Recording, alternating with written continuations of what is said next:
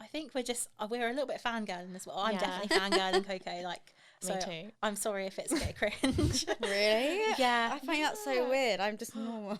No, you're iconic. Well, no, my tits are.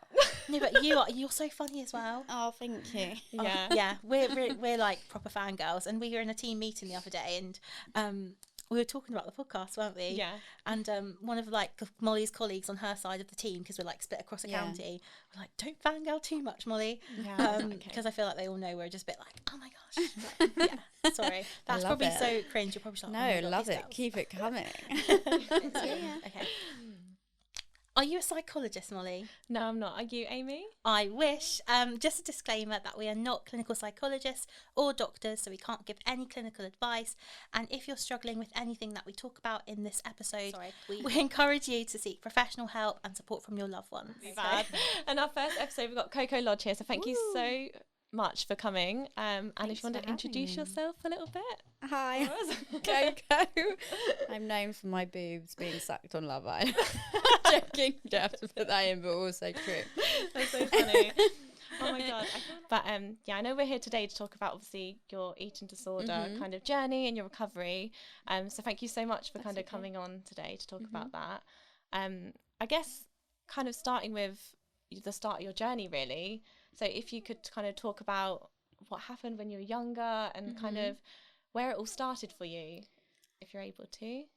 It's kind of hard because I can't really pinpoint where it started, but I think over a few years things started getting like progressively more obsessive with what I was putting in my body and the amount I was exercising. So me and my best friend Demi, who actually I'm seeing her tonight, we became friends in like sixth form, which is like the equivalent to college, I don't know, but we call it sixth form, where I went. So we were probably in year 12 and we became year 13, so like the last year of college, and we became really close because we thought we were fat, which is ridiculous because we really weren't, and we bonded over like losing weight and doing these like Josie Gibson back in the days, like exercise video, like Davina McCall. Like we used to sit in my dad's gym doing these workouts. But like I'm a really obsessive person. Like if I'm cleaning, like I'll have a toothbrush, like cleaning like I've obviously got some sort of OCD or something, never been diagnosed. But so I just became so obsessed with like losing weight once I saw like a little bit go that things just got progressively worse and I just started to look really slim, but I still think I was like a healthy weight at that time. But then I went to university and my first 6 months there were literally wild, as most freshers are. And I was like going out drinking so much, like eating like whatever, like living my life, like my best life, like it was amazing. But then I feel like because I'd put on so much weight and my personality is so obsessive, I was like, oh no, like started to, I don't know, get in my head about how I was looking, because obviously my body was changing because my lifestyle had changed. So then I started working out again, but the people I was living with at the time at university were like, we were 3 girls and we were all like working out together, like looking in the mirror, like what's the word, complaining about stuff on our body, which is absolutely ridiculous now looking back, and so unhealthy and toxic, and not the kind of environment that, like, if my friends now complain about their bodies, I literally will say to them, you're triggering me, because like you're obviously not a big girl, and the way you're speaking about yourself is gonna make me or someone else think, oh, they're complaining about their size and they are like size 4, like, do you know what I mean? So that's what I was dealing with at uni. I was living with like supermodel, like type looking girls who were complaining about how they looked, and so for me I started questioning myself, becoming really obsessed. And then where I'm such an obsessive personality, I got so crazy obsessed. Like I would work out 4 hours a day and eat like 1 egg white a day to try and lose weight. Like it was so unhealthy. And then I just ended up with this eating disorder. So that's how it started. And what age were you when this all started for you? So the last year of college, so I would have been like 17, and then going into uni. So probably I would say my peak of it, I was 19. Yeah, and that's such a hard age, I think. Yeah, with all social media.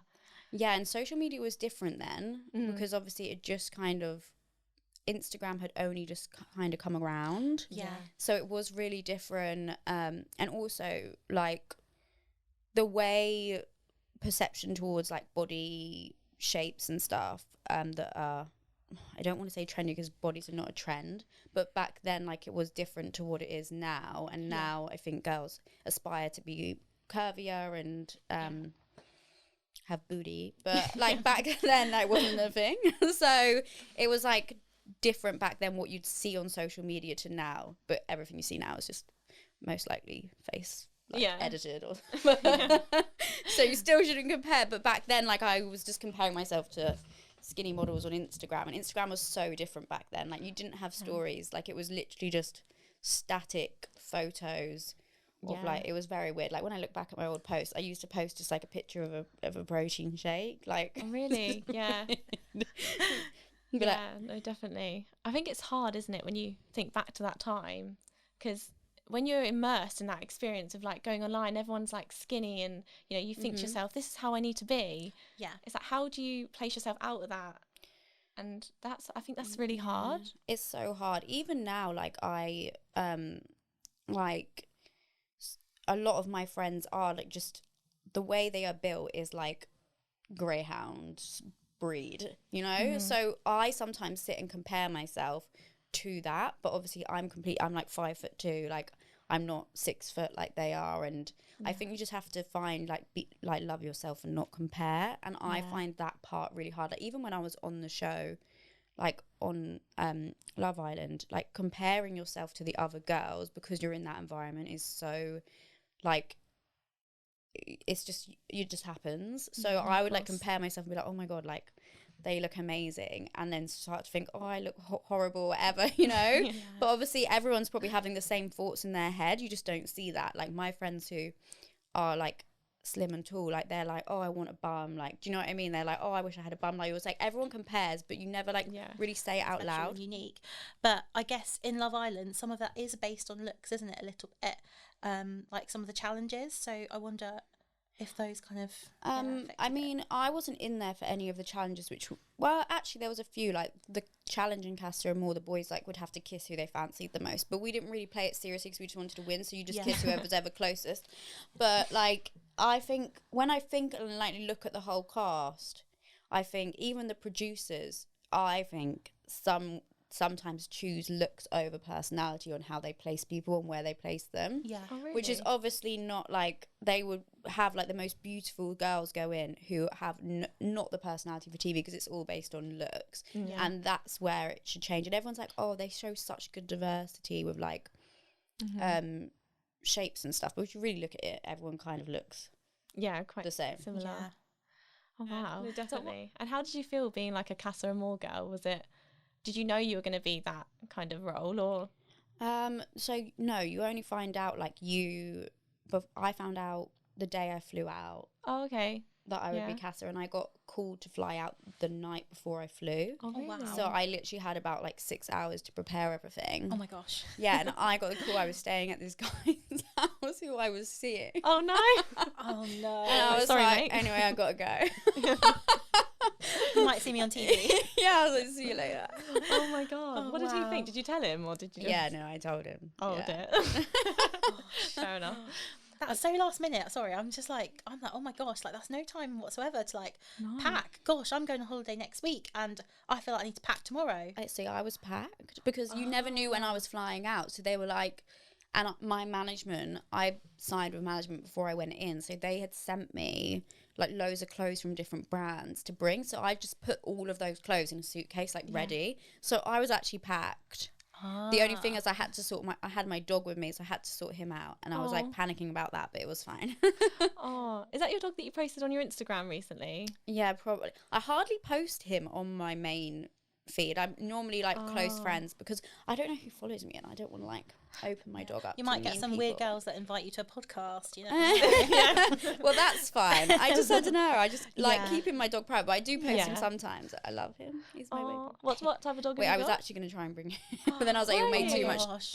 Oh, yeah, you should. He's a sausage dog. Oh. He's so cute because he's like that little kind of mottled colour, isn't he? With all Yeah, the he's different dappled. colours. Yeah, he's so cute. Honestly, I love him so much. I want a sausage dog one day. That's Oh, so, yeah. you know, I love him, but I wouldn't get another. Really? No, they have a lot of back issues, but Oh. I do get a dog. Yeah, definitely. Well, yeah, my parents. Just thinking like back to when you were kind of on Love Island and thinking back to obviously before that, that's when you kind of struggled with your eating issues, isn't it? I know you've been through your recovery and things. When you were on Love Island, did you feel like there are any triggers at all that you really struggled with? Do you know what? Like, it was kind of strange because I didn't really feel triggered at all. Okay. It was like I just took the time to really just relax. When I was in isolation, I think I was like really trying to watch what I ate and stuff, which is not like, it's never healthy for me to do that. Yeah. Or like, just because I can slip probably quite easily, because I feel like you never like truly recover. There's always going to be triggers. So for me, when I was in isolation, I was like watching what I eat, but my chaperone and me became so close, and she would like cook for me like massive pasta dishes. I was like, oh great. Yeah. But it was so good because she got me so comfortable before I went in, because we weren't training because you're in isolation, and like I hadn't taken that break completely from like training and like watching what I'd eat for like months, because obviously I knew I was going on the show. So it was actually really healthy for me to have that break before I went on. And then when I went on the show, I don't know, nothing triggered me. Yeah, like that's really good. literally, Yeah. I just felt so like free. All the girls in there, like massive foodies, like no one really like would sit there and like complain about like their figure, and everyone in there just had like a really like lovely womanly body. No one was like Yeah. like any skinny you know, that like look that was back then. like everyone was like just, I don't know, really confident in their own skin, and I feel like there was no triggers in the villa, thankfully. Yeah. I feel like when I come out and I read all the comments about me, then I was like, okay, maybe triggered a little bit. Yeah. But in the villa, I was like a safe space. Yeah, that's really good to hear, because I guess like, because we were thinking about it like the other day, like what must that be like, because you know you're like being filmed, you're on camera and you're around and everything. So we did wonder, like, I wonder if there are any aspects that were tricky. But I guess like when you came out, there was some quite negative stuff and like difficult stuff, I imagine, to deal with. And I guess I'm curious how that affected you, and how did you kind of manage that? Do you know what? Like, when I first come out and I see all these comments, like, it was, like, obviously a shock. Like, it's the last thing you expect. None of them were about, like, my body. So it didn't really give me, like, any insecurities. Like, I don't know, I'm just so comfortable now with, like, my figure and whatever. Yeah. Or whatever. So then but they were all about my face. So obviously it started to give me insecurities that I'd never had before. Like, I would look in the mirror when I first come out, because I'd read all these comments, and I would literally like I look like a different person in my eyes to what I look like when I like in my eyes before. Like, it was so weird. I can't even explain it, but I was looking at myself and I was like, you're hideous. Like, literally that's how I was speaking to myself, because these comments had actually like persuaded me that I was so ugly. So when I'd look in the mirror, all I saw was this really ugly person for like, I would say like a week. But then I don't know what, because I was so busy, I like just completely like I guess I kind of just was so busy I didn't even have time to think about it anymore, because life would, like, there was an event every night. I would go out every night after the event. Like, I was living like a really unhealthy life. My diet was literally just alcohol. It's really bad. And then I'd get up, like, literally wouldn't have time to eat, would go to a podcast, and then I'd come back, and then I'd have like interviews to do for like the Daily Mail or something, and I literally my life was like non-stop. Then I had to go straight into hair and makeup, because I was getting a hair and makeup artist like every day come round, because I had so many messages from people, and I was just like, like, I don't even have time, because I was on my phone 24/7 like sorting stuff out, like reading through all the messages that had come in when I was like on the show. Like, it was just wild getting back to people who had messaged me, like friends and stuff, like it was like the busiest time of my life. Like it was like an outer body experience. Oh my Like gosh, I can't even explain. It was literally wild. But now that's all over, and like it's not like that busy anymore. Like I spend most of my time like at the gym walking my dog, and then just like chilling and doing a few ads. It's very nice, but it's not so busy anymore. But now I feel like those stuff that I overlooked is catching up on me, and I'm starting to feel slightly more insecure than I did before, and slightly more down than I did before, like when things were busier. So I think that's like what I should have done actually, is focus on all of that had come in a bit more, rather than using how busy I was to distract myself from all these things people said. Because now when I'm like on live and stuff, I get people writing comments, and like then after I'm like go a bit funny and stuff. So I know that it's affecting me, but I'm just trying to deal with that like in the healthiest way possible, to be honest. Yeah, and it's shit really that you're having to deal with that. Like why people feel the need to criticize other people, and it's just really shit. And I'm sorry that you're dealing with that, because people can be horrible sometimes. I mean, it's wild. Like every time I'm on live, there's people who are like, doing it for the plus size girls, and there's nothing wrong with being plus size girl. However, like I'm a size 8, and it obviously, for me, having a previous eating disorder, it is really triggering, because with an eating disorder you are afraid of being fat. No, of course, no, I completely understand that. I think as well, like what I was really interested in is, I know you posted it on your social media recently. Like what was it that made you kind of put it out there on social media to let everyone know that you went through that? So I always knew, like before, like people I've kind of looked up to, like in the influencing world, obviously being really into like fitness and being like obsessive with that when I was younger. A lot of the people I followed were like influencers, and I used to follow Courtney Black when she was like basically had an eating disorder herself, which obviously she speaks openly about, when I had an eating disorder. And obviously I seen her recovery and how she spoke about that, and that was so inspiring to me as like someone who was going through the same thing. So I always knew that, because I wanted to go on TV for a platform, and I always knew if I get a platform, like I will speak about it in any way I can to help. Obviously I'm not like, I can't help anyone, because it's like every situation is so different. And I know because one of my friends from school also had an eating disorder and ended up in hospital, and I know her eating disorder is so different to what mine was. So I know, but it's just good to speak about it, I think, and speak about like, so people know they're not alone, I guess. Yeah, definitely. And like we were kind of having a bit of reflection. That's one of our favourite words in psychology field is reflection, and reflecting on like your experiences. And we were thinking like, this is like, we think this is so amazing that you've come to talk to us about this, because like you're probably going to inspire lots of people that might be going through those struggles, people that might be concerned about their loved ones, and also like for our own learning, because we work with an eating disorders. Lived experience is so important, so we can, you know, lived experience is so important, because it's like how services improve and develop, and like the voice of people have actually, you know, gone through something are so valuable. So I think it's amazing that you've come to talk to us. Oh, thank you. I feel like I'm like very I'm not, I was gonna say I'm a loner, I'm not but I love my own company so much, and I really did overcome my eating disorder on my own. And I honestly, like, people were asking me when I posted that video, like, how did you do it? And I'm like, I actually don't really know. Like, I just am really resilient, and I don't know how or where from or whatever, but I just took it upon myself. As soon as my mum was like, no, like, I'm going to send you to hospital if you don't put on weight, I, like, was obviously still had these fears and these fear foods, which we call them, but I just got a personal trainer, and he was like my best friend. Oh, okay, yeah. And he would like tell me, like, basically, like, he just used to like gas me up so much about being so strong in the gym, and that just helped me.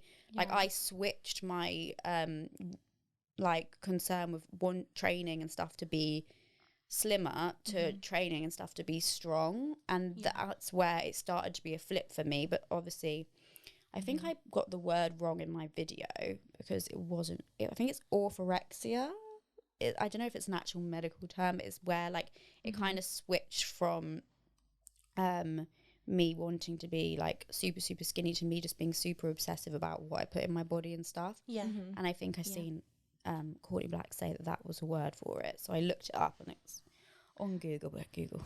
Oh, okay. Yeah, I think I have heard of that before. We were saying that, weren't we, Amy? I think I just wondered, like, when you said your mum noticed that, you know, that you were losing weight, and she said, I'm going to take you to the hospital. How was that for you? Like, how did you feel, like, listening to your mum say that to you? Was it quite hard? I can't remember how I felt at that exact moment, but I know, like, I knew I was ill. Yeah. Like, I knew that I was, like, unwell, obviously. Like, because I'd go for a meal out with people from uni, and I would cry if they bought a sauce with my salad. Like, it was like, I'd got to a really bad point. But my mum, she did take me to hospital for like before I'd even got even slimmer, and because I'd lost my periods, and they were just like, oh yeah, she's fine. Like, if she wants to put on weight, like if she wants to have a baby, she's just put on weight, but she's really okay. Oh, okay. And my mum was like, no, this is not good. Like, obviously my mum was like kicking off. And then I went back to uni for another term, lost even more weight, come out of uni. And then she was basically like, if you don't put on weight, I'm going to send you like to like one of the, I don't know what you call them, but like a facility where like the girls or guys go stay. Yeah, like an inpatient kind of place. So, because my friend was in one, so I really got the shock of when I went to visit her. Yeah. Of like what my reality could have been. So when she said that, I was just like, oh, whatever. And I was like cooking my own meals at home, and I'd like cook my family's meals, and I'd cook them such unhealthy meals, and I'd have something completely different, like it's really bad. And I'd put loads of oil. Like, honestly, I was like trying to fatten them up. It was like, when I think about it, I'm like, oh my gosh, I'm so, like sabotage. Like, what is wrong with you? You psycho. So when I look back, I'm like, that was wild. But I went to Marbella with my friends from uni, and I actually like I don't even think we ever spoke after that trip. Like, it's really bad, but I went to Marbella with them, and I refused to go out every single night because I was so like, it got that bad that I was so scared of like doing anything. Like, it was wild. I went to this restaurant and got like a fish dinner, and I think I ate one potato, and I went back to the hotel room after, and they stayed out for the night out. Like, I literally missed out on like something which could have been so amazing and fun because of this eating disorder. And I sat in bed and cried all night because I'd eaten a potato, which now I look back and I'm like what the fuck? But obviously at the time that was such a big thing for me, and it really scared me, which is ridiculous looking back on. But after that, I knew that was so wrong. And so that was when I was like, no, like this, I need to fight for myself, because this is just, I'm not myself. Yeah. Like, I had zero personality as well. Yeah. And I think like that's something I think that we talk a lot about, I think, when we see like young people, is the eating disorder, because like we talk about it like it's separate from you, it's not you. That's how we frame it. But it takes so much away, doesn't it? Like all the things that you enjoy. You know, like you talked about missing out on that really potentially really fun night with your friends. Like it does take so much away, and it robs so much of your life, like going out for meals, drinks, like we say at the gym I go to, like any fat on your belly, like that shows like that's life lived. Generally like it is. And I feel like it just robbed so much of my time, my last like 6 months at that first year of uni, because I moved unis basically because of the eating disorder. Oh really? Yeah. Oh, okay. I just didn't want to be at that uni anymore. I don't even remember why, but I just knew like it wasn't, I think like I knew deep down that uni was unhealthy for me to be at. Yeah. Sometimes you do need to take yourself away from that environment, don't you? To kind of have a clear space. Yeah. Like everyone at that uni was very bougie, very extra. Yeah. So, and I knew I wanted to go into like more fashion. So I moved to London the year after. But I know people like, well, not people, I know one of my girls who dropped out of uni because of her eating disorder, then was hospitalised, and I think she's missed out on like, sadly, like a lot of life, and that makes me so sad, because imagine like I have had some of the best like years of my life in my 20s, and to think I could have missed out on that if it got any worse. Yeah. It's quite like, just to have a flat belly, like, come on, no, please. It's quite a powerful thing when you think about it like that. Like, all those good memories and those good times, like, you know, like recovery and like getting through that allowed you to kind of have those experiences and live your life and do stuff that made you happy. And it's really powerful to think about that. I think like there was still years where I probably missed out on so much. Like, I would like cancel so many plans because I didn't want to go out and like eat or drink or whatever. And now I look back and I just think, like, that's really a shame that I missed all of these things because I was so afraid of putting on like a tiny bit of weight. That's actually like, I can't even like think like how I was like that now because it's so weird. But I still there's sometimes where I will get like fearful of certain things, which is like, and I don't even know how to explain it to my friends because I'm like, I just do, like, I get guilty, but I'll still like eat it. Like, I'll eat at McDonald's and then I'll feel guilt after, which I know I shouldn't feel. But it's something that just has stayed with me, and I don't know how to get over like that completely. Yeah, of course. It won't stop me from enjoying that McDonald's. I think thinking back to it, it can be quite traumatic, isn't it? What you went through was a lot for you. Like, there's a lot of emotion that you probably kept in and built up over time. And when you have like those times with your friends, like you said, and you feel a little bit guilty, it kind of triggers that little bit of kind of those cognitions again, doesn't it?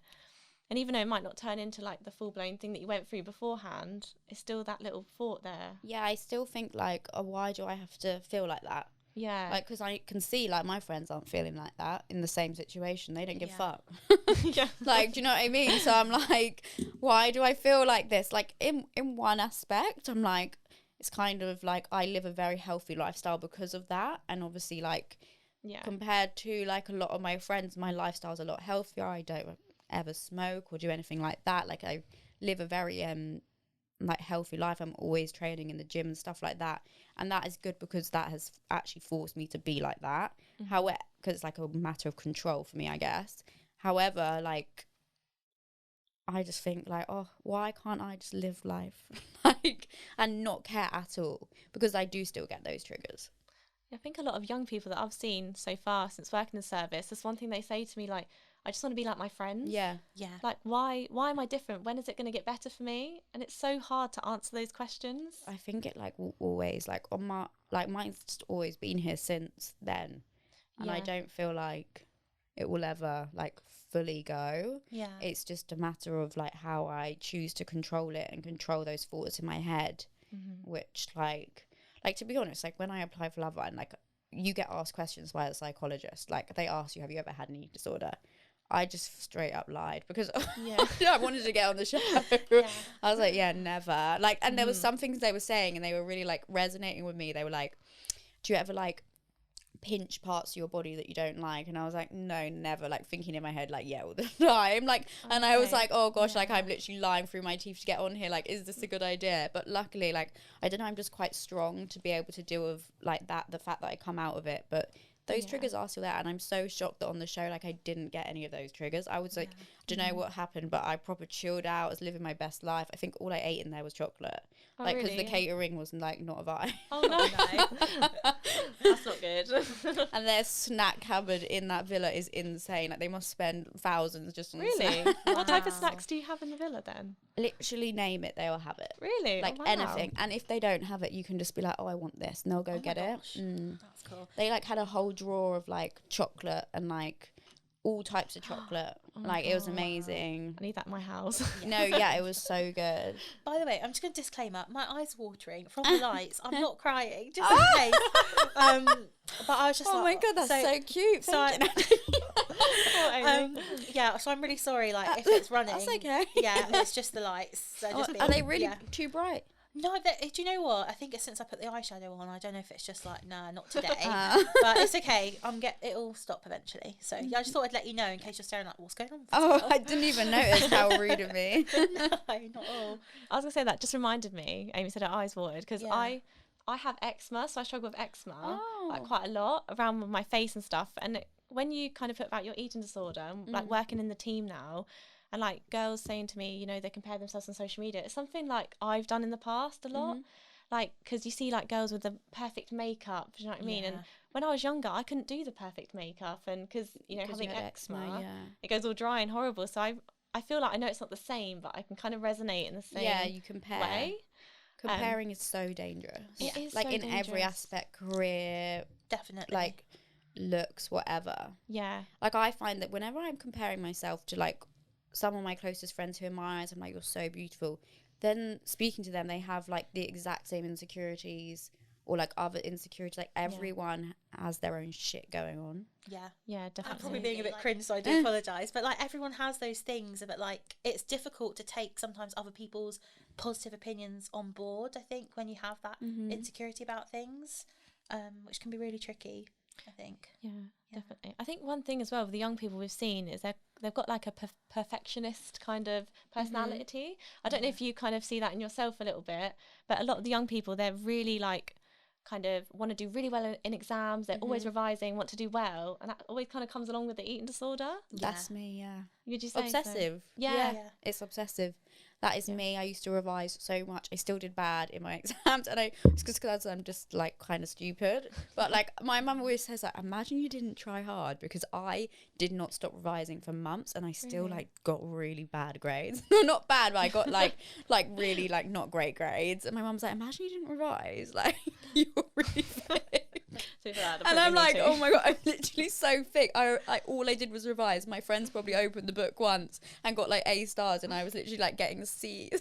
And I didn't stop revising. I didn't have a social life when exams were on, because I just get so obsessed with stuff, and it must go hand in hand. Yeah, so that probably started quite young then, didn't it? Do you think that then? I think I've always had like slightly OCD, because like I used to have to turn the light switch on and off like the same amount of times, or my family would.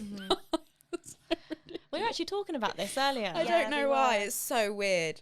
Yeah, we feel like we had similar things. Like when I was younger, I don't think I've really told anyone about this before, so everyone's going to find out now. I've never told anyone about that, not even my parents. It's really interesting, because we were thinking like, what, like, I wonder what kind of impacts that, what makes that happen, like, but sometimes it's hard to actually think about. I get it sometimes. I think I got it in the villa, where I get this anxiety, and what I do is when someone, like, say I read something like this Daikin on the what is that? A remote control. So I then like in my so weird, but in my head I'm like DAIKIN. Okay, it's an even number, and if it's not an even number, I start like having to add like words to the sentence. Like it's fucking weird. But I do that when I'm anxious. Like it's weird. I don't know what that is. I should probably like get that looked at. It's a way of like, I guess it's a way of like controlling stuff, isn't it? Like it's that stress. so strange, but it happens only when I'm going through like a really anxious, horrible time. If I'm like I was seeing this like really narcissistic guy. It was really bad when I was seeing him, like, and I always kind of know like you're not okay at the moment when I start doing that. But I have no way of controlling it, and then suddenly I'm happy and it just goes away. I wonder if there's like something about like that it's just trying to, I don't know, like you said about maybe like helping with the anxiety, like if it's something to do with like distracting by focusing on the numbers and the, I don't know, it's really interesting. I have no idea. I've actually never told anyone that. I feel like we feel privileged. I feel like there's going to be like therapists knocking at my door telling me what's wrong with me. Please do. I feel like a lot of young people probably go through that, and they don't necessarily it's disclose really weird. I guess, but like I've tried to speak to my friends about this kind of stuff before, and they're like, "What the fuck, you're a freak."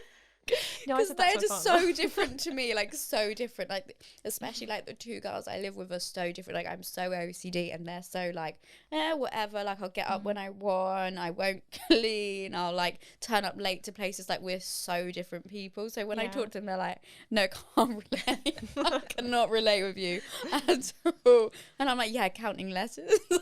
Yeah. I guess like when you think about it, you might think it's strange, but to you that's like your way of dealing with things, isn't it? I have not actually ever tried, because I've never vocalized that I do that.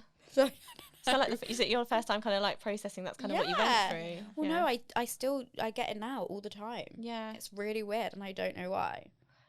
I start getting really stressed if like I start putting things, if like say like there's people like on the TV talking, and I start doing the letter thing with what they've said, and it doesn't add up, I get really stressed. I'm like, oh my god, it's odd.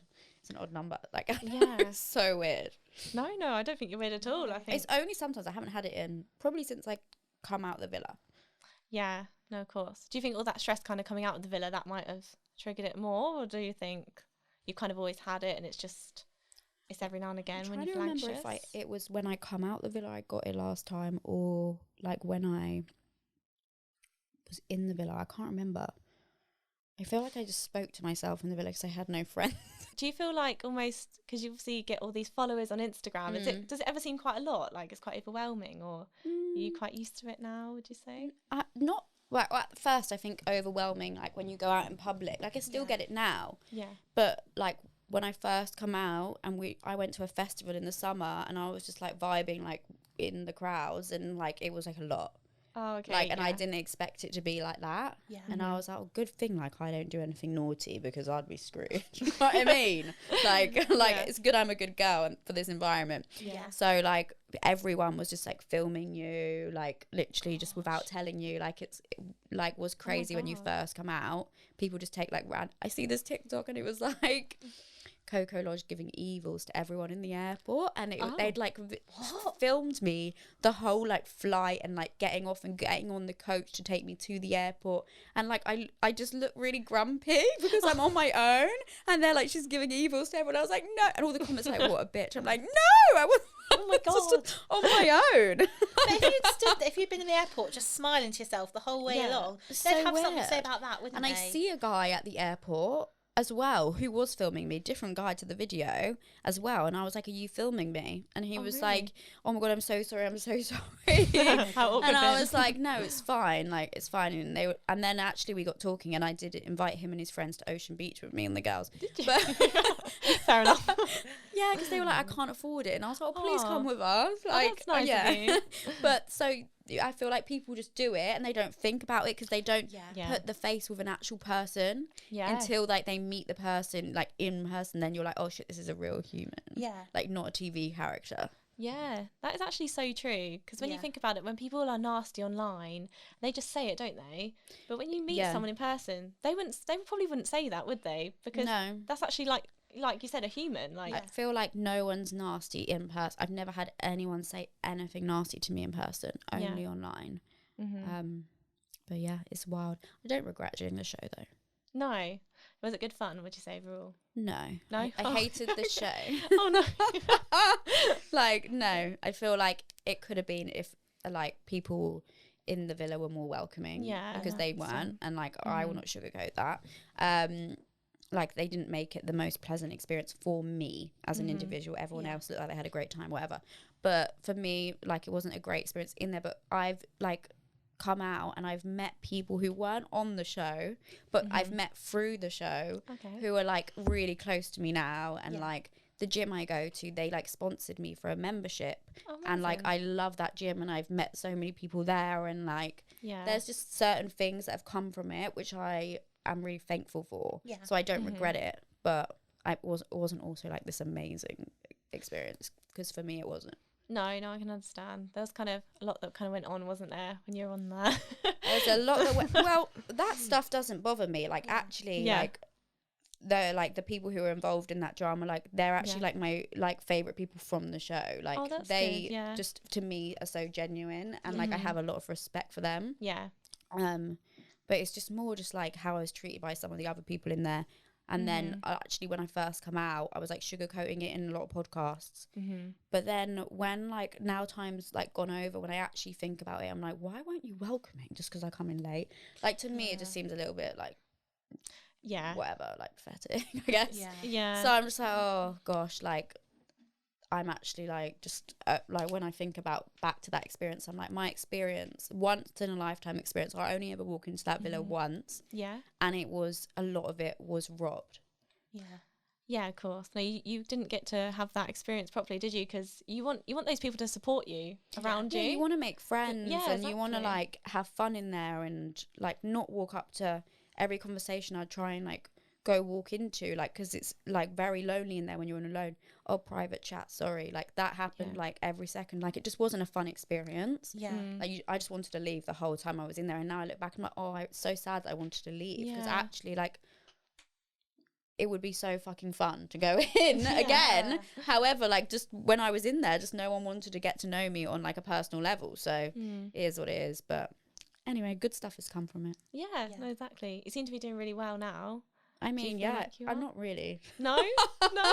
Just like vibing on TikTok, really. That's all I do. Oh my God, I love your TikToks. I just 2 TikToks. And I love everyone on TikTok. That's so, like, I love all of the people who like follow and comment, and like they're just so nice. Yeah. And now when I meet people, they're like, oh, Coco from TikTok, I love your TikToks. I'm like, yeah, people don't even like associate me with Love Island now. It's all about TikTok, and I love that. Yeah, I always watch your kind of get ready with me kind of lives. We watched one the other day, didn't we? Oh gosh, how embarrassing. Was I singing? I don't know. I don't feel like you're singing. I don't feel like you're singing. I don't know why I brought that up. I like the idea of like being in my 30s. So oh my gosh. Yeah, I know I want to be settled down with a baby. Yeah. That's what I want right now. I don't want anything else. Oh, but I don't even talk to men, so I'm really far away. So if there's anyone wants to like hit me up, we can be your wing woman. We can hit you up with someone. No one fancies me. It's really bad. I don't believe that. I think loads of people fancy guys, you. no one fancies me. Well, okay, no one I fancy back fancies me. What's kind of your type then? What's your type in a man, would you say? Tall, dark and handsome. Yeah? Tall, dark, handsome? Yeah, I get that. Muscly. Okay. Ruins your life, like that kind of. Ruins your life? I don't know about that. Yeah. All my exes have been like models as well. Really? Like 6'5" models. Oh my God. Yeah. Just thinking like, and they're not the type to settle down, do you know what I mean? Oh, are they not? No, they're cheats. Oh no, you got to get rid of those. Yeah, I need to like go meet someone at a library or something. Yeah, you need to find someone like the opposite of what you go for. Oh my God, I went to the dentist the other day and the dentist was fit. Was like it? so fit. And I was like to my dentist, because he come in. Oh, right. And I was like to my dentist, sorry, you need to set me up. He's so hot. And she was like, he doesn't even know it. He's so insecure. I was like, he's such a sort. Wait, like, if you're listening, set me up. I feel like she definitely told him, and he never DM'd me. I'm absolutely raging. Oh my God, she needs to have to listen to this. Yeah, I'll have to send it to her. You just start booking in for like, oh yeah, I don't need a yearly checkup. It's like a weekly checkup. No, well, yeah, no, they're doing my bonding, so I was just in for a scan for it. But when I go back, like, I'll just slip a note. Oh yeah, I really want to have that done. To be fair, like, hi, do you want to be my sneaky link? Oh my God, do. I think you're going to get a little cheeky date from that. Yeah. Yeah, just go for it. Like, shoot your shot. Like, I haven't had a date in ages. Like, I'm like celibate for 4 months. I know I shouldn't say that. But I am. That is like revolutionary for me. I can't lie. Has it been difficult? I got really difficult. Like, I was like really like dating a lot of people before I like left for the villa. And I was like, like living my best life. And now, oh God, the show's ruined my sex life. Sorry, I don't know if I can say that. No, that's all right. But it really has. Do you think it's because of your like confidence? That's going to be a headline. Yeah, show's room sex. No, it will. I'm telling you now. Oh gosh, sorry. That is going to be. Cut it out if you want. Nah, it's fine. Whatever. Yeah, it has ruined my sex life. I was just wondering, like, taking back to what you said about how all your boyfriends have been kind of models and like, you know, muscly. Do you think back then would that have affected you of how you felt about yourself and your body at all? Do you know what? No, like so when I say exes, like some of them, like they weren't actually my boyfriend, just someone I was obsessed with. Just like stalk them. In fact, actually most of them apart from one who was my actual boyfriend. Okay. He was like a personal trainer, and he actually really helped me overcome like a lot of the guilt and stuff I was feeling. He really actually helped me overcome that, and my like whole outlook on like weight and stuff has really changed since being with him. Okay, yeah. Like and you should think, because he was so muscly, so like fit and healthy and fit, just sexy. Like I still don't think you're sexy, don't worry, but like at the time, you'd think it'd make me feel insecure about myself, but I just didn't give a fuck. I was actually probably my biggest I've ever been when I was with him. Oh, okay. Did it make you feel like good about yourself and like? He just made me feel like perfect, whatever. Oh, that's really amazing. Yeah, and he would like nice guy. He helped me like, so before I was with him, I was actually like completely sugar free. Oh, okay. Yeah. For years. Like, and like, I would tell you, not even one piece of sugar would touch my lip.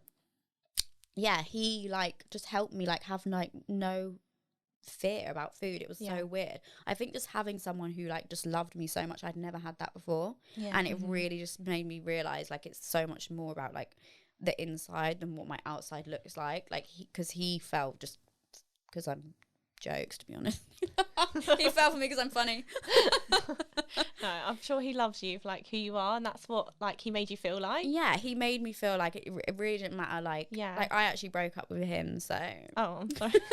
Sorry. But like, bless him. I hope he's okay. Oh, it's just a little shout out to him then. Yeah, I think he's engaged. Oh, is he? Oh, okay. Congratulations. Yeah. I think he's engaged. Like, I think he got engaged like 6 months after we broke up. Oh, okay. Oh, wow. Fair enough. Yeah. Pretty wild. I did him a favour, clearly. Oh, no, I'm sure not. You know, you never know. I guess, like, so thinking about back before you went on Love Island. Sorry, I'm taking it back again. That's fine to take it back. And then you said, like, obviously your mum said about how you were losing weight and she went to take you to hospital. But I think you mentioned on your YouTube video, you went to the GP, but they kind of turned you away. So you never got that kind of formal diagnosis, is that right? Yeah, so that's when I went about my periods stopping. That's the only time I ever went to the doctors about it, and they were just like, oh, she wants to have a baby, she should like put on weight. Yeah. Which like it is ridiculous, because if I showed you like I don't even remember, did I put photos on there? Like, I looked so ill, so it's actually ridiculous. Surely that lady would be able to look at me and see, because I as someone who has had it can see when someone has it too. I can even see, like, when I'm looking at influencers online, I can tell who has it. Like, you can just tell, like, the way someone is. And so for me, I'm like, oh, like, you didn't really do your job very well, but it's fine. But I've never had a formal diagnosis, which is, I guess, why I got on Love Island, because it's never in my record. Yeah. I just had a question, like, just like being curious. Did that experience with the GP, like, then put you off going to, like, see if you can get some support from them again, or from other like services, or I did not want support. Like, it was like the weirdest thing. And like, if someone said something to me about like being too skinny, I used to like get really angry.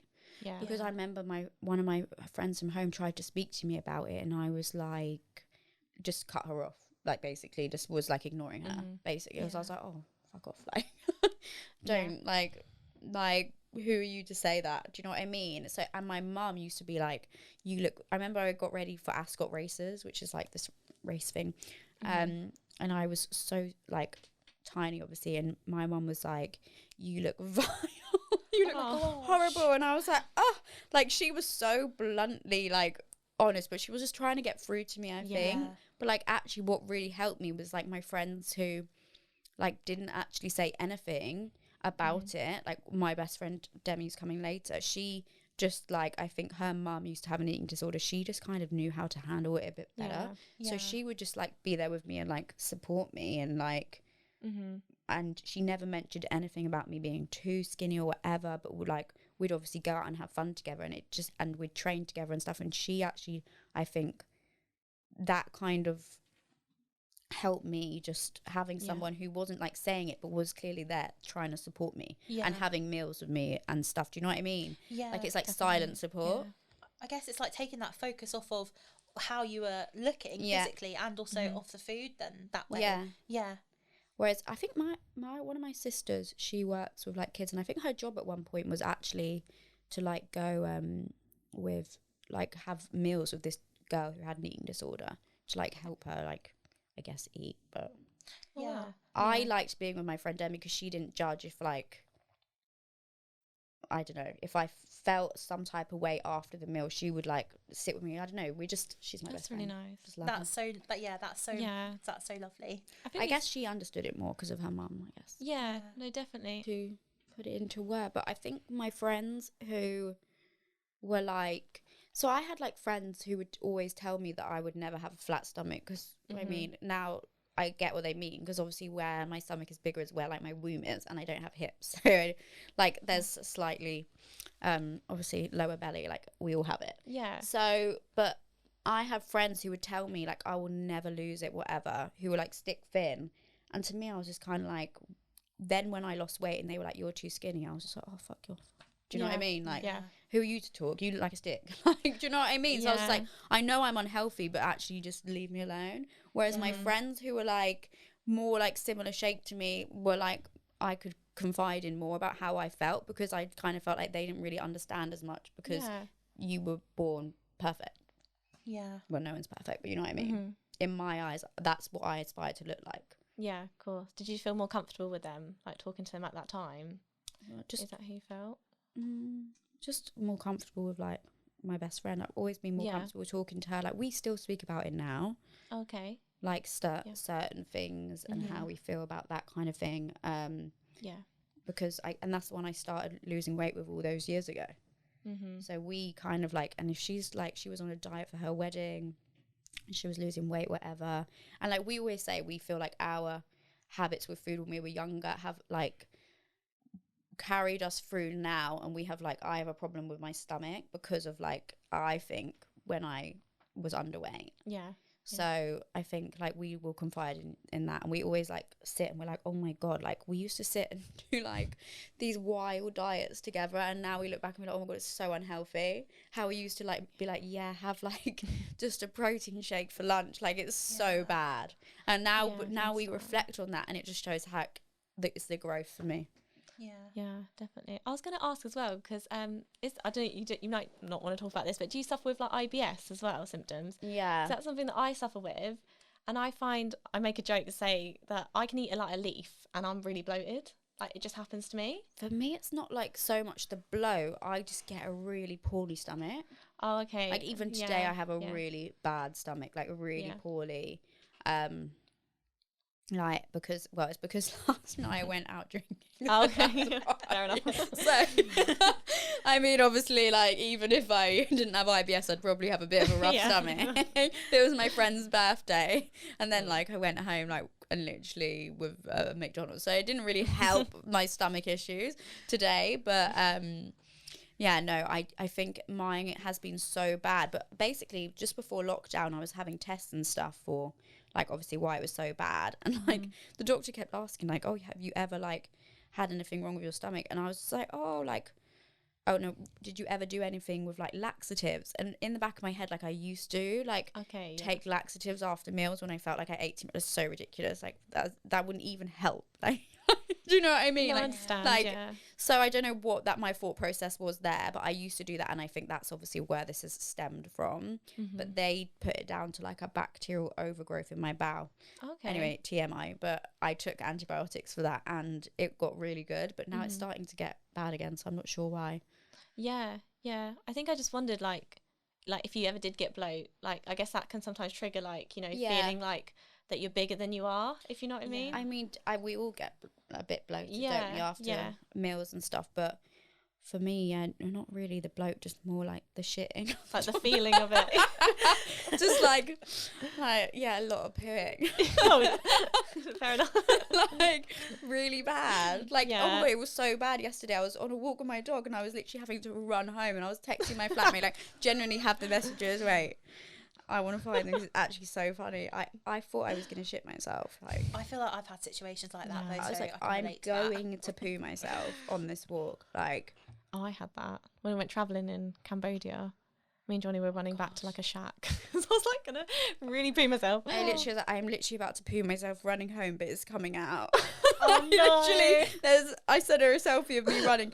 She was like, "Dead, don't shit yourself." I said, "Of course, the lift is taking a year." And then I got in to the flat. We only have one bathroom, and she was on the toilet. She was like, "Oh my God, I'm so sorry. I thought you were ages away." And I was like, "Get the fuck off that toilet!" I was like, "I'm gonna have to go in the shower." Oh my God! She was like squeezing her poo out. She was like literally squeezing it as quick as she can, and I had my bum like over the shower, like ready to go, like literally. Oh my God. And then she was done, and I just rushed on. Literally, I did a shit on her shit because we didn't have time to flush the loo.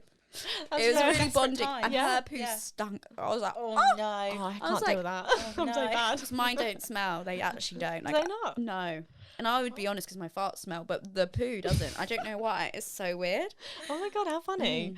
Oh God, mine do. That reminds me, like, sorry. Love it. I told my flatmate stink. Her poo stink.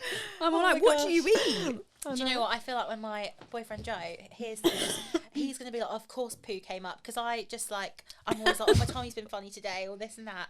And he's like, oh, why are you so obsessed? And I'm like, I'm not. So he's going to be like, Oh, of I'm course obsessed. I feel like it was always all I talk about. Me and my friends always talk about poo. I don't know. I like literally FaceTime my friends whilst I'm going for a poo. I don't care. Or my mum, and she's like, seriously. Yeah. I feel like that's something like me and you might do eventually. Oh gosh, yeah. Watch out, Amy. But I'll be really suspicious now to answer any like video calls. Just like, oh god, brace yourself. I was just thinking, kind of taking it back again where we were. You mentioned sorry on your video that you got into gym, and that's kind of what helped you through your process. So I know you said you didn't get any treatment or support from any services. So what was kind of the first step for you to kind of make things a little bit easier? Like what would you say made it easier? I think for me, I became like, I got my periods back and stuff, and I was considered like obviously a healthy weight, but I was like literally the muscliest I've ever, like when I look back, like I had a full-on six-pack. Like it's actually like wild. I didn't have like much fat, but I must have because my periods come back. But I don't know, I became more obsessed with being strong, and I was the strongest. Like honestly, I can't even believe I was ever this strong. Like I used to like squat like 150 kg. Really? Wow. And like that, like now I can like barely do 50. Like, you know what I mean? Like it's literally, I was just so motivated, like this wild gym bunny, and I just focused so much on getting strong rather than how my physique looked. And when I took that pressure of how it looked, I actually probably got in the best shape of my life and overcame the disorder. But I was still probably like the way I was doing things wasn't like exactly healthy, and I still watched what I ate. I ate like, but my PT put me on like healthy calories, and because it was coming from a PT, in my mind I was like, well, it's coming from a PT, so I'm gonna look great, whatever. And I just followed exactly what he did, and then gave me, and then I just started getting healthier. But like mentally, maybe my mental side took longer to catch up with the body. Yeah, definitely. I was just going to say, I think the cognitions sometimes are there. And so, for example, we've had like young people come to our services before, and they might not necessarily be underweight, but their cognitions are still there. Yeah. Like the mental. Yeah, like the eating disorder cognitions, they might feel like, guilty after eating, and but they might not necessarily be underweight yet. And that's interesting, yeah. And I think that's sometimes where the early intervention stuff should really be, because I think if you catch it 100%, if you can catch it early on, you can stop it. And I do feel like mine was caught quite quickly. Oh, that's good. Like, but not even caught because I didn't get any help. I don't know, I just managed to get into the gym off the back of it, and that just helped. But like mentally, definitely some of those, with the word cognition, I don't really know what it means, but I use it. But definitely that stuff still exists. And like even in the past, I would say 2 weeks, maybe like a month, where I've been going to like events and stuff, and I've seen pat pictures and stuff. Those cognitions are starting to like take toll a little bit. But like I'm very good at just like bringing myself back down to like, right, well, no, tonight you're going to go out with the girls and you're going to like live life and not care, and who gives a fuck. I try and keep it real with like, I posted on TikTok the other day saying like, oh, I'm not feeling like great, I feel like shit, my skin was breaking out and stuff like that. Like I try and like keep it real now, because I feel like if I mask it, that's when I can slip. Do you know what I mean? Like if I try and mask that I'm okay and I'm not. Yeah, and that also helps probably loads of people, like you being like this is what's going on for me, like I'm feeling not great about this, or I'm not feeling, and I think that also kind of makes people probably feel like, okay, like I feel like that sometimes, or I'm feeling like that right now, and it's okay to talk about it, because not everything is like absolutely perfect, and everyone's not always super happy with everything and different aspects of life all the time. So I think that's really important. And I guess like when we're saying, by the way, just in case our listeners are like, what is eating disorder cognitions? It's just basically about the eating disorder thinking style. That's how I'd explain it. And it's really interesting how you're talking about like sometimes they creep back up, because I don't know about you, Molly, but I think I've heard like lots of different, I suppose, opinions of how recovery works, in the sense of some people believe that, you might always get those cognitions sometimes raise their head, and it's about how you challenge them and kind of, get through that. And some people think like, no, they go completely. But I think it's different for different people. because everybody's unique. So yeah, I just thought I'd say that. I mean, yeah, mine definitely still come back, still there. Like sometimes not at all, and sometimes I usually find like if I'm like heartbroken or something, like I like get no cognitions and I just live like fucking wild. I go wild. Yeah. Like sometimes when I'm a bit like quieter life, like at the moment obviously I'm not seeing anyone, like I don't talk, like I'm very much like spending a lot of time by myself at the moment. And now I see them starting to come back up. There's been like a few triggers for me over the past few weeks, I would say, are triggers for me. Like I've had like she is like one of my best friends anyway, but she was complaining about how she looked in this picture with me, and she looked like literally like so small compared to me, and I was like, oh my god, if she's complaining, like stuff like that really triggers me. But I take the time now to sit my friends down and say, this is a trigger, you don't understand, because you obviously don't have some, like, you've never had an eating disorder, but that for me is gonna make me think, oh my god, like, should I care about what I look like in that photo? Because like, you're complaining and you look fab, like, you look fab, we both look fab, but like, I don't know how to explain it, but that for me was a trigger. But I've decided like now to just tell my friends when they're something would trigger me. I think that's so important. Definitely. I think, and like some of our young people, I don't think they can open up yet. But I think as soon as you can, talk to people about it. I mean, yeah, for me, it's just been like years now. And all my friends know, because obviously I've spoken so openly. They've seen photos of me before and stuff. But I just feel like, people don't like understand it. Sometimes, and we all say it, like I say to my friends, oh, I'm so fat, like, but I know I'm not. Like, do you know what I mean? But like, and then I actually don't think like, oh my god, if when like I'm complaining about my friends saying that to me, but I could be triggering someone by saying that. Do you know what I mean? Like, because I know I'm not. Like, why are you saying that? You're fine. Do you know what I mean? I don't know how to explain it, but like, obviously we all talk. Well, I don't know what my friendship group, but like we're all like, we are quite shallow about looks, I guess, because we've all had filler and shit, and maybe we should put ourselves down so much. No, I know what you mean. I think I do that. I mean, I even said to you earlier, didn't I? We're doing our makeup, and it's like, oh, do I look okay? Do I, do I look ugly? And you say these things, don't you? And you don't even think you're saying it. Definitely not ugly. No, I know, but I just feel like, those insecurities pop up, don't they? So quickly, and you can say things without even thinking what you're saying. Yeah, sometimes I feel like, I don't know, like it's really like, it's actually quite toxic, like how much we like, I guess, pick on ourselves. But yeah, like it's a bit weird, and how like, I mean, I know because me and all my friends, we edit our photos, and it's actually quite bad, and I've really tried to diet down since coming out the show, because obviously like it's like giving a false of how I look. But like then on TikTok I just completely like was showing myself looking so good. So I don't know why on Instagram when it's a pic I like make it look a little bit better. Do you know what I mean? I don't edit my body. I did when I was younger. I don't edit my body, but because I know like obviously that's so bad when I'm gonna like talk about the fact that obviously I've had an eating disorder, but like I will put like a little bit of smoothing on my face and stuff, and it is like, why do we do those things? Like it's actually really bad. Because then I compare myself to that version. I'm like, I look so good here, my skin was so smooth. Like, yes, because you've smoothed out your skin.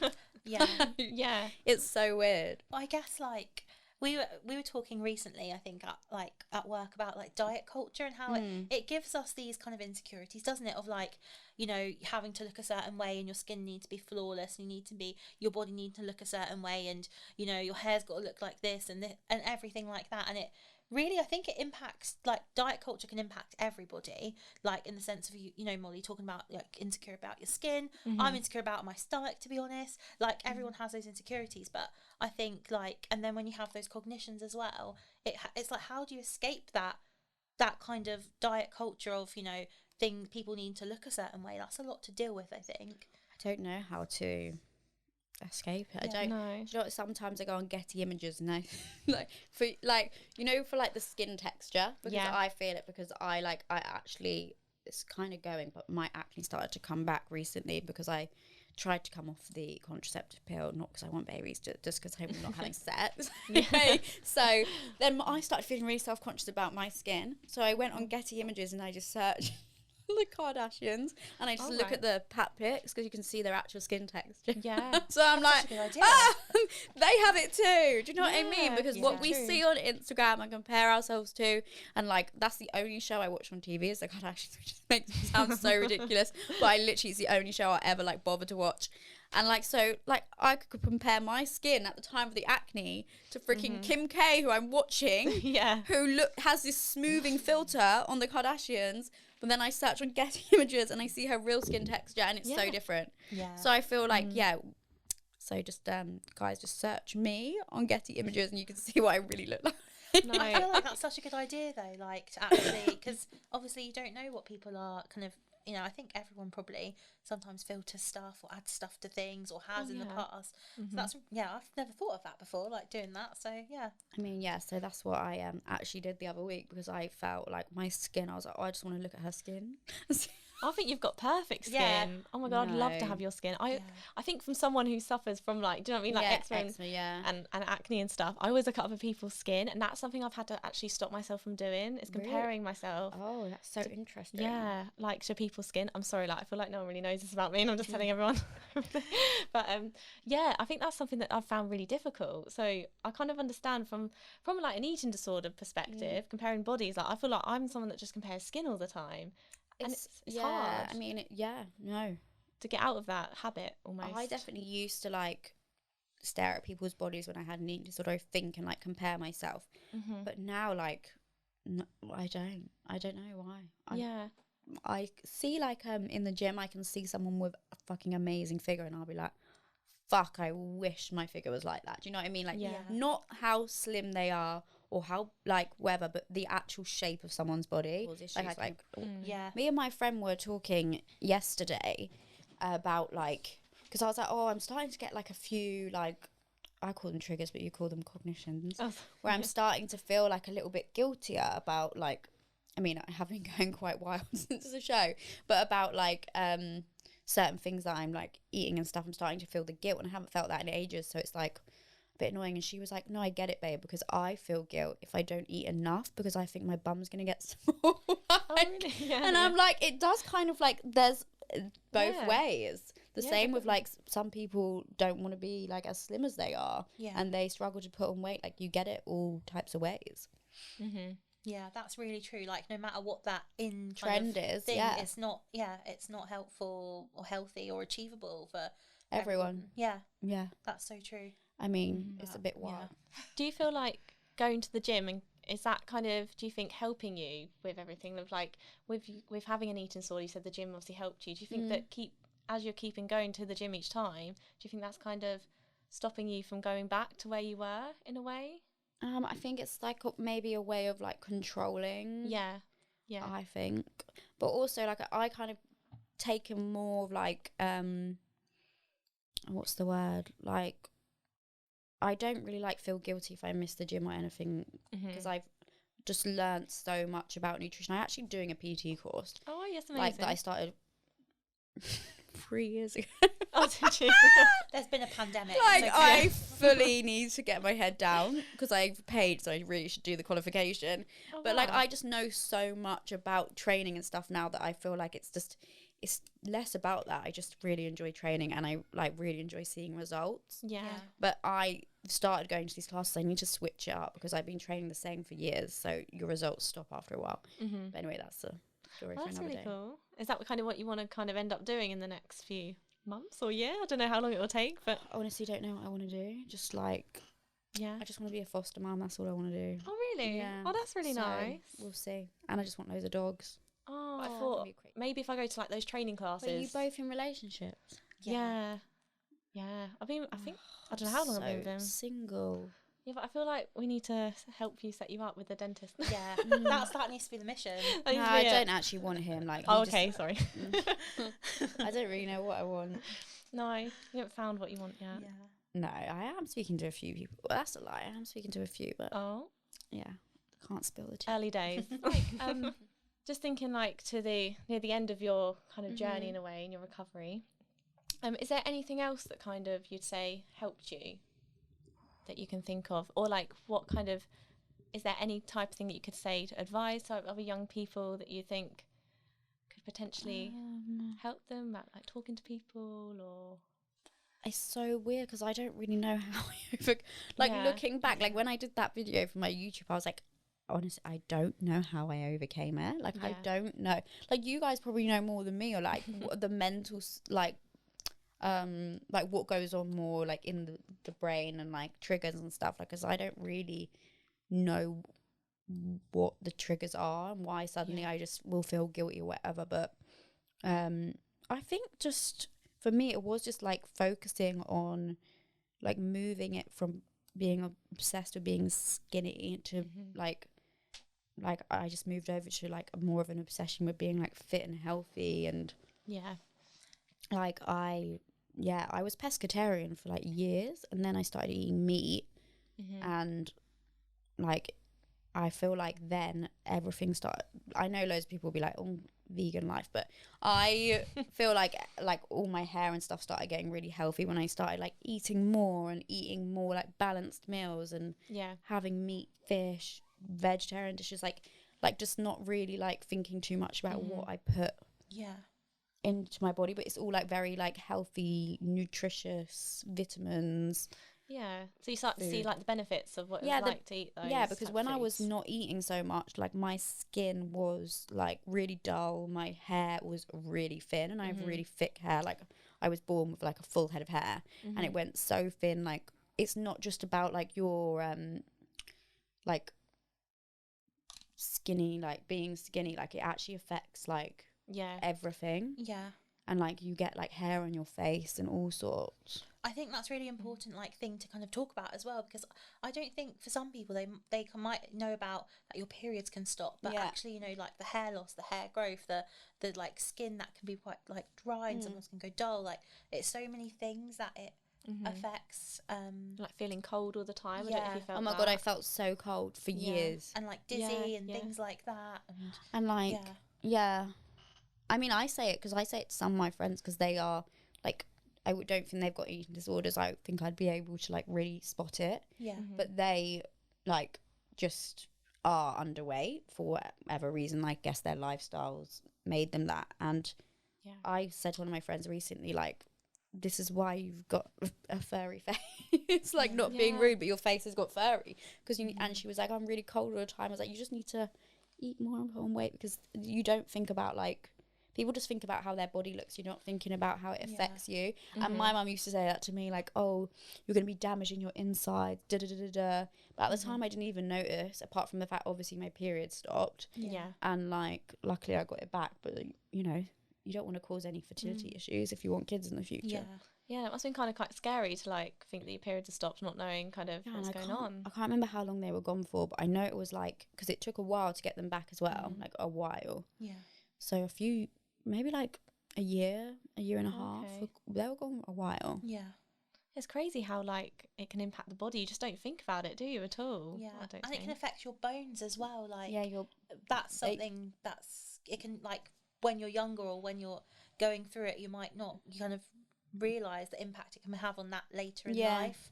I can't remember that. Is it like osteoporosis? Is that what can happen? Yeah, I think so. Yeah. Oh gosh, I hope I don't get that later on. Oh no, God, I'm sorry. Oh gosh, I feel bad for mentioning it. No, I think I did know that though. Fuck. Oops. No, I'm quite fit and strong. I'm quite healthy, so I think I've maybe controlled the damage. Done damage control there, but we'll see. We'll see what happens when I'm older. I mean, apart from the IBS. Yeah. Did you ever get like any kind of chest pain or like heart palpitations at all? Thinking back to it, no. There's sometimes some like the symptoms that we see in like some young people, isn't it? 19. Yeah, I think it's such a hard thing as well to go through when you're at uni, because I think it really affects your concentration. I don't know if you felt that at uni. Did you feel like you were quite tired all the time or quite lethargic? I know. I feel more tired. Oh really? Oh no. I feel more tired. I don't think I ever got like tired. Okay. But like I just wasn't very like a sociable person at the time, and I'm so like sociable and bubbly and stuff, but for years I wasn't, because of like how it was completely robbing me of like who I was, I guess. Did it really affect your mood, would you say?